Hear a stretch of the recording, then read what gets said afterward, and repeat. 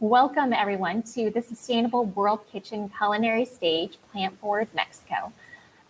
We have a real treat today. We have Jorge Vallejo, who is chef owner of Quintonil restaurant in Mexico City, Mexico, which he opened with his wife Alejandra Flores in 2012. Jorge previously worked with Princess Cruises, as well as Noma and Pujol, and Quintonil is currently ranked 24th in the world's 50 best restaurants list and 11th in its Latin America edition. Before I bring Jorge to the stage, a reminder that you can double-click any of the video screens to maximize your view, and we've also posted the recipe on our website if you'd like to follow along. We'll also have some time for questions with Jorge at the end, so feel free to submit them through the chat on the right side at any time. All right, let's dive in with Jorge. Let me bring him up to the stage. Hello, Jorge. Hello, Jackie. How are you? I'm doing well. How are you doing? I'm fine, thank you. So happy to be here today. Thank you so much for joining us. For everyone out there who's watching, Jorge and I connected just before the session started, make sure all the technical things were going. And then he said, I've got to go down and talk to my staff because operations are still happening. Restaurant is still running. So thank you very much, Jorge, for taking the time to join us, even as you are busy running the restaurant right now. No, it's just a pleasure to be here. Thank you very much. So Jorge, I know that you've got a video for us that you've prepared. We're going to watch that in just a minute. Can you tell us a little bit about the recipe that you're going to be cooking in the video? And I know you especially wanted to talk about the cal and the limestone that you use for the nixtamalization that happens in the video we're about to watch.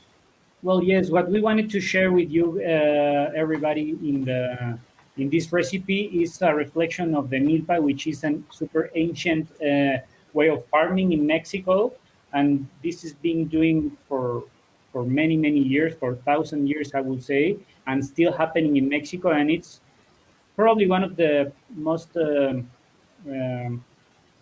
amazing heritage we have from our Mexican culture, still happening right now. And the ingredients we can get from the milpa, it's still remaining ingredients that we use on the daily basis here in Mexico. So it's a reflection about this, and also another preparation or technique we use as well in Mexico as in the daily basis is an nixtamalization process. So I wanted to share these two, one a technique and one a way of farming in a plate. So this is all about the video and the recipe. Wonderful. So we're going to watch that video in just a moment. This is the milpa broth with mussels, cuitlacoche, and flowers. And again, the video itself is about 11 minutes, and we'll be taking questions after that. So stay tuned for after the video. Hello, I'm Jorge Vallejo from Restaurant Quintonil in Mexico City. So first we're going to start with a mixture of cal with water. This is water and cal. It's a 5% mixture of cal, and limestone is what it is. And the water, it's 5% of each liter, and the cal. Then we're going to put some vegetables to give flavor into the preparation. So some carrots, zucchinis, we call it here in Mexico chilacayotes. This is an endemic variety of zucchini. We have also cactus palo, hoja sando. This is the corn leaves, just to add some flavor into the preparation. Fresh corn, zucchini blossoms, epazote, and then this is the cuitlacoche, which is the corn inoculated with a kind of spore that you find in the Mexican countryside. This is the raining season now, so this is very fresh, and this is what we eat during this time of the year. And we're going to put it here. The reason what we are adding into the mixture the limestone is because we want to keep the form So with the limestone, the cellulose of the skin keeps the mushroom inside of the corn. Okay, and then we put fish, which we dried and roasted a little bit, and then we're gonna cook it for about 1 hour and a half. Keep it not boil too much. Okay?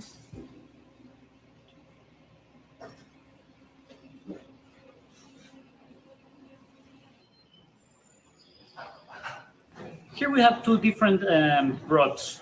The first one is the milpa broth, what we call it, which is basically the same ingredients we used for nixtamalizing huitlacoche, but without the limestone. This is not with limestone, this is just the same ingredients.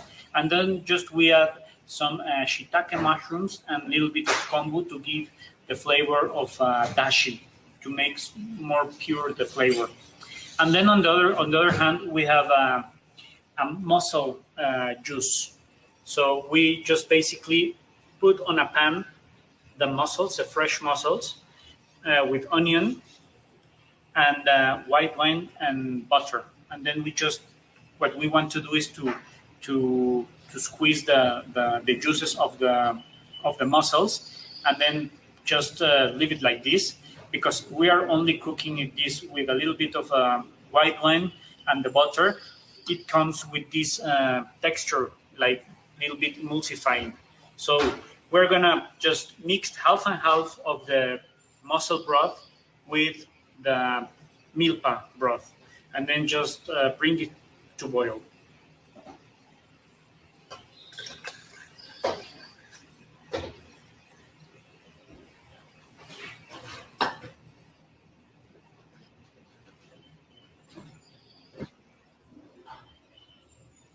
This is chochoyota. It's basically like a bowl with masa. So what we do here is just mixed the masa, the regular masa, the masa we use for make fresh tortillas. What we do is make a little round and then put our finger like this to cook it, and then the mixture is added with some pork fat, pork lard, to give some freshness and creaminess into the bowl. And then we're gonna deep fry it. This is going to be the garnish. This is going to be the garnish of our soup.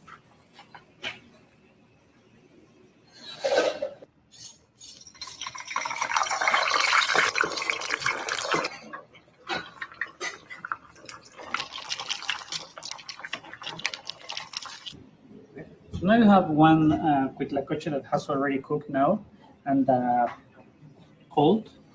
So I'm just gonna remove the husk. As you will see, the husk becomes very, very tender because of the process of nixtamalizing. So just to keep it, the kernels as complete as we can, I'm just going to like peel it very, very nicely to keep it the kernels like this. And this is very, very soft, and the flavor, usually the flavor of the huitlacoche is very earthy, and because of this preparation becomes very, very, I will say, like sweet, and also with the deepness of the sea with the fish. So just like this. This will be the garnish of our soup. I'm just going to blanch it again on the soup, on the broth where we have already boiling, and then strain it again just to put it in our plate.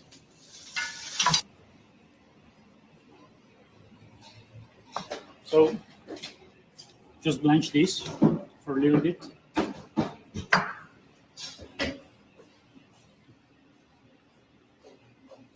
Now, for garnish as well, we're going to slice very fine julienne of these flowers.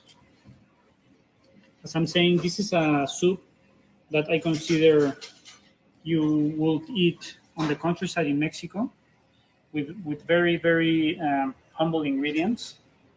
But for me, it's also some very, very refined soup, and also very rich because of the corn, and the huitlacoche has a deep, deep flavor.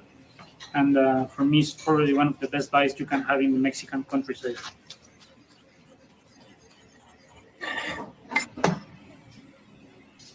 So now we have ready our huitlacoches. Just gonna strain it. I'm gonna keep it here, warm.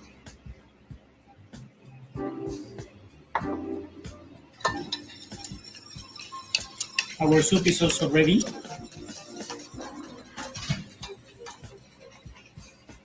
I want the chochoyotas with a light fried. I don't want it very, very golden brown, just like this, like light colored. Otherwise, the flavor becomes like overcooked. And also we want the creaminess of the chochoyota inside. So we'll put a base of our huitlacoche.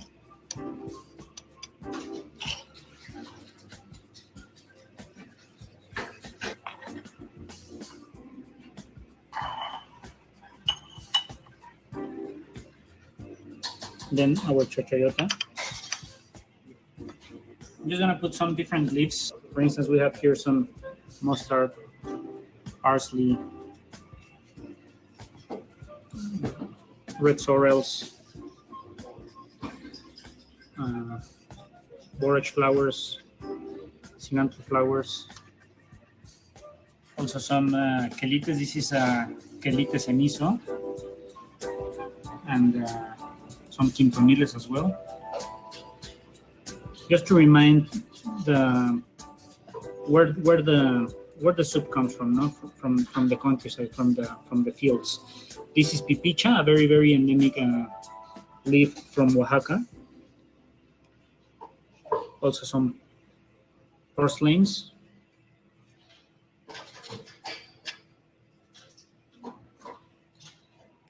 Maybe more, a little bit here.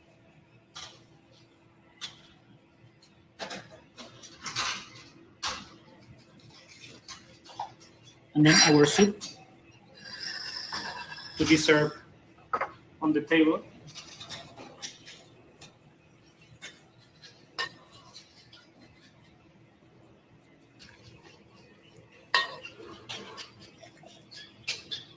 And we have the sliced flowers. I want also the texture. Don't want to overcook the flowers.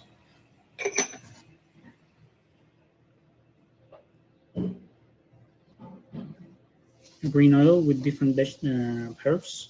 And then on the table, we're just going to serve.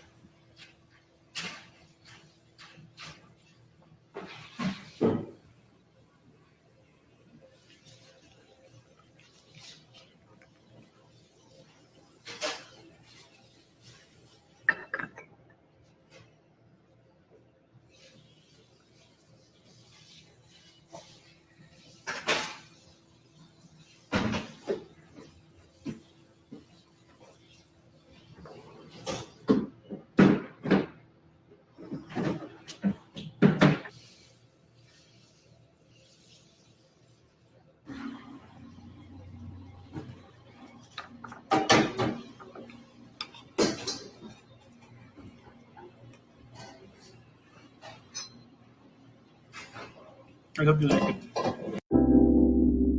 That was such a great video. Thank you again so much, Chef. So one of the first questions I have, and again, I should remind all of those watching us here that you can put in the questions in the event chat, or sorry, in the session chat that's on the right side of your screen. Or if you'd like to join us on stage and ask Chef your question directly, you can hit that Ask to Share audio and video button, that green button that's in the top right hand of the screen. But in the meantime, I've got you to myself, Chef, so I'll ask the questions that I've got. So you mentioned the milpa this agricultural system that's been happening in Mexico for a while. And what you've done here is sort of represent that farming system in a bowl. Where did that inspiration come for you? And is this idea of bringing all of those ingredients together something that happens very frequently in countryside cooking, or is this something that you came up with? Well, it's a little bit of the two things you're saying. Actually, when you go to the fields, to the milpas, or into the countryside, you will always get some other ingredients that are actually grown in the milpa to protect the corn from insects, from plagues, to keep the the corn plant like standing, because it grows almost 2 meters or meter and a half. So for instance, with the zucchinis growing underneath, you keep the plants standing, otherwise will fall apart. So this is all happening for one purpose. It's not just randomly planted. So in a way, also when you try to make a dish or to create an idea, it will be the logical process for me to use the same ingredients that grows in the same area, because it happens that all of them are there because one purpose. And also, if you cook it all together, you are like, first of all, making sure that all the ingredients you are getting are in the best possible taste and texture, because coming all from the same part. Also because of the distance, For instance, for me in Mexico, being in Mexico City, it makes sense to use ingredients that grows like in the milpas surrounding Mexico City, So that's why I wanted to use these ingredients that happens that we grow with some farmers just outside the city.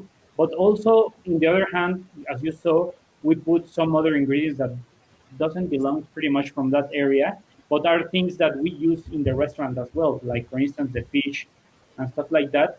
So instead of throwing it or using it for some other purpose, what we're trying to do is just to imagine what it would be to have these two ingredients like being together, and it happens that they work really well, because in one hand you have like all the earthiness of the produce from the milpa, but on the other hand you also have the fish or the seaweeds that also goes really nice with these ingredients and change the palate. Instead of making them so earthy, you get the deepness of the sea. That's what I'm saying, and also a little bit of sweetness because of the umami of the sea produce. So that's why I wanted to use these two ingredients and trying to use it as much as I can. No, don't throw it away, and being more sustainable in a way. Yes, I love it. It's kind of like a surf and turf concept, right? The ocean and the earth coming together. And I love what you're saying about, playing those flavors off of each other so that it elevates each other. You don't just have that earthiness, but you bring in that brininess, that fishiness, that depth from the other ingredients. And also the protein, in a way, comes to a second term. It's not like sometimes when you develop a dish, it comes that everything goes around the protein, and in this case, it's not at all. It's just a little touch into the preparation that gives a little bit of taste you want to develop, but it's not the main idea. But it's also something that, in my perspective, it's something that it must change when we create a dish. You're not even the people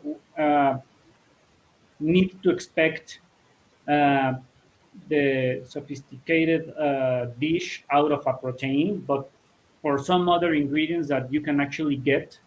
And there is a lot of to say and a lot to do that doesn't comes out of protein. So that's for me another perspective, and also the, the, the cooking process becomes more dynamic in my perspective. Absolutely. I mean, I feel like even just watching this video, right? And many of us who've been stuck at home, mostly just eating, cooking for ourselves and watching your video, it just reminds me after, 5 months of being at home and not eating in restaurants, how much work is actually going into developing flavor and developing complexity. And especially when you have, when you're using mostly plant ingredients to kind of all of those steps and the ways that you really need professionals to be pulling those flavors in and creating that complexity and the depth. I mean, certainly when you talked about being a sophisticated dish, to have each of those little finishing components, even the edible flours and each of those, it's not just one type of flour or one type of one other herb as a garnish, but you seemed very deliberate and very conscientious about what you were putting on the dish. Yes, it's not just for looking it nice or better, or it's for deliciousness purposes. 100%. Also, to keep in mind that textures, that temperature means a lot when you're cooking a dish, no? Like for instance, the masa ball, the fried masa chochoyota, it's something that adds a lot into the preparation. It's not just something that gives just crunchiness, because inside the masa becomes almost like a melted. It's like having how's it called? Like a molten cake, but in a masa way, I will say. So gives another, when you eat that bite, you will have another texture, another flavor, because also the masa is something very special when you eat it. And also when you eat the cuitlacoche and you're expecting something very mushy, because sometimes, most of the time when you eat cuitlacoche, I don't know if you've ever tried it, for instance, in quesadillas or in tacos, it's almost like a puree. But in this case, because we are taking out this technique with the nixtamalization process, we keep it, as you can saw in the video, the shape of the actual corn, and feel some other uh, flavors that you can pull out of this technique. So also, if you try to be like creative, or like just to observe a little bit more the ingredients you are using and how you can uh, take advantage out of it, I think it's something that you must try, like all the time. Not just if somebody tells you this is the way to eat it or to cook it, don't stay there and try to do some other things. No. I love that. I mean, that is exactly kind of what we're talking about in terms of that need for innovation, right? And pushing beyond and finding new ways to pull out flavor, like you said, or even just sort of develop a different eating experience with the same ingredients. I did want to ask you about the cuitlacoche also, because you're right, I had never seen cuitlacoche sort of used in that whole form where you're actually even separating out the kernels. So often we kind of see it, like you said, as that kind of puree, or even I've kind of seen it as a foam. We did have a question actually also related. I want to get to some of the questions. Lizette Cadena is asking, she wanted to confirm, so the broth with the limestone part doesn't actually go into the soup. Is that right? No, we just make that preparation to get the cuitlacoche, but because of the limestone, you cannot eat that. You just use it for the process, for the technique, and to develop the flavor inside of the cuitlacoche. But then you have to, let's say, not use it, and then make another one without the limestone to prepare the actual soup.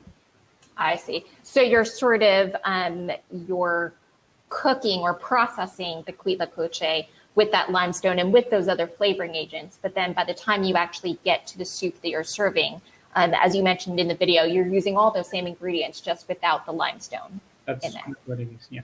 Great, thank you. We also have a question from Sajal Malhi, sorry if I'm pronouncing that improperly. She asked, do you find it difficult to win your customers of this agricultural ethos on your menu, or is it almost the culture of your city? And how do you approach these difficulties, if there are any? Well, we don't have sometimes, I mean, we are very lucky that the people, when they come from our restaurant, they want to experience what we are doing in the restaurants. And, you know, it's not because we are like vegetable forward restaurant. We do well some proteins and stuff like that, but most of our way of cooking is, I would say, I like to the customer when they come to the restaurant, when they finish eating, feeling actually better when they go out. So we try to do the light meals with full of flavor and with some ideas on the dishes to share a story like this one. But the people want just to eat really delicious food. So our main purpose when we are cooking is first of all to deliver delicious food. And when you give that to the customers, they, you know, they just go with the flow with the restaurant, and they start to not to thinking too much but feel. And that's for me the most important thing. When you eat, it's like seeing a painting. No, you have to feel it also when you eating. It's not just about to think or to give an idea or a concept that makes you think a lot. You have to bring emotions when you deliver food, and that's for me the most important thing. And it doesn't matter if you are doing the most innovative technique or lightnings and stuff like that, if the people don't connect with the food they are eating. So you have to deliver that, and then the people will just like being more connected with you and with the experience in the restaurant. What I love too about this particular dish is it sort of feels like, you know, somebody who understands the milpa concept, or somebody who's maybe, you know, already familiar with that sort of with that concept and the Mexican culture, they immediately recognize what you're doing here, right? They'll immediately see the milpa. But for anybody else who maybe doesn't understand that, they just respond to something that is delicious and that, as you've said, have sort of brought together all of these flavors into one dish. And that can be the entry point for them to sort of ask, you know, what does the milpa aspect mean? That's correct. I feel exactly like you're saying. And also sometimes when we have people that doesn't are like actual Mexicans, but you know, you always have these little connections like the ratatouille kind of yagu or whatever you want to call it. And always when you feel something, when you bring emotion, it instantly will get you to a place, to a happy place or to a happy to a happy memory always. So that's what you are expecting when you go to a restaurant that wants to connect with you in a way. No, there is a conversation between the cook and the customer, and you don't have to have the cook saying a lot of things in front of you if you connect bite by bite. And that's for me the most important thing when you're having a meal. I love that. Unfortunately, we are out of time at this point. So thank you so much to Chef Jorge for joining us from Mexico City and for this amazing plant-forward culinary inspiration. And thank you everyone for your questions also and participating in the conversation. So we are going to be going to the networking break now.